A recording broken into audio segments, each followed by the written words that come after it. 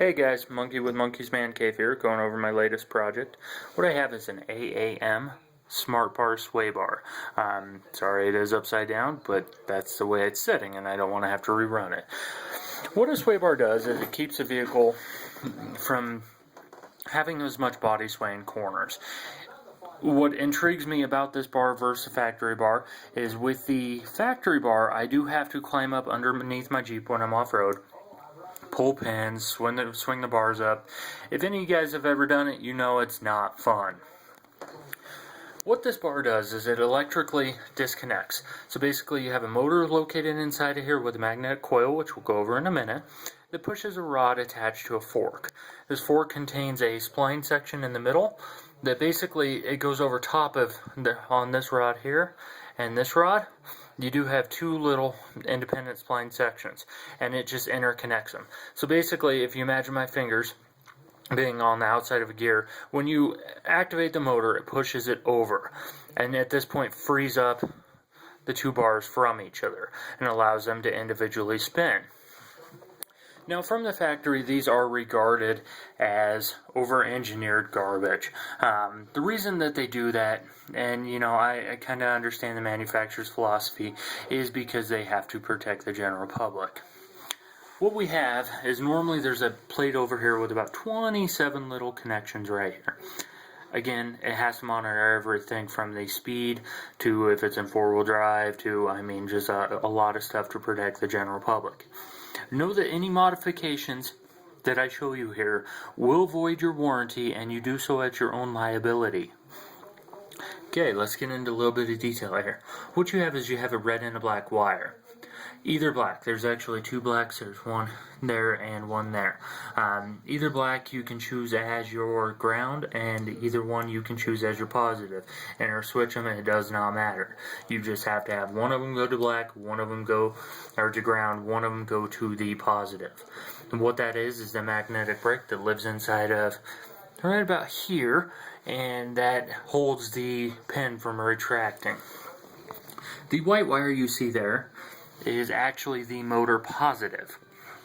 What we have here is actually a resistor. The reason I'm using a resistor is I found when I ran straight 12 volts, it actually spun the motor too fast and did not allow me to shut it off quickly enough to prevent damage. While it did not damage my motor, it is very likely that it could, providing I did not flip it quick enough. Now, that's just an old... I'm probably between 7 and 9 volts with that resistor there. It's off a car, just one I had laying around. I will let you know the final resistance upon completion of this project. What I've done is I've taken a 12 volt power supply, which comes in on this wire, 12 volt DC, and I've hooked it up to a basic toggle switch. What I have here is a single pole which sends power to this switch depending on which way it's facing. This way it's to the magnetic coil, this way it is to the motor. So what I'll do is I'll go ahead and show you guys what I've come up with operation wise, and then I'll explain again how it works. As you can see, that's sitting up in the air, and when I rock it, you can see it's interlocked because it's moving the whole housing. I can't physically turn it without turning the other side. Okay, now when I click this, I doubt you'll be able to hear it, but there's a little click inside of here. Again, that's a magnetic coil activating. It is meant to run, so it's not going to hurt it to run for a short time. Now the switch here, and you'll have to bear with me because I haven't quite figured out exact timing, and it will be computer controlled to where all that I do is flip on the one switch and it does everything on its own. Just strictly testing purposes. Now if you watch, you'll hear the motor kick on. And like I said, I am working out timing, that's why I had to flip it twice. But that shows you that it does go slow enough that I have time to flip it twice. As you can see here now, it is moving independently of the other. So it's not twisting the housing, it's not, I'm straight up and down. That time it was just me binding up just a little. But it's straight up and down.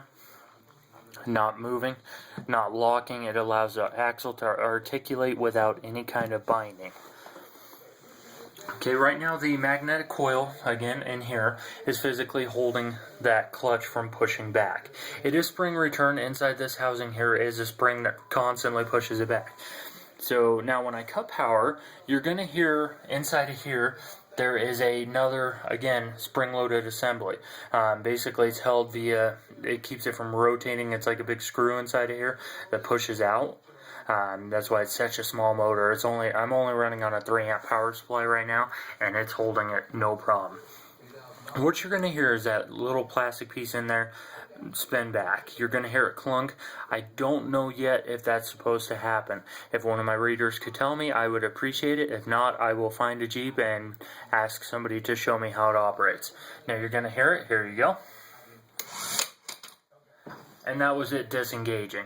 So basically what happens is now, as soon as you get on level ground, there is no more stacking of rocks, driving forward, hoping you don't cut your finger off while trying to put the pin back in. You're going to hear a click. That click there was actually fork re-engaging. And you can see now, it's opened up and it's locked together again. And you can see now the difference between that one bind earlier and now. Again, I will get a finalized drawing of the circuit that I designed. It will be completely computerized to where when I just flip one switch, it activates, it runs its course, and it automatically locks.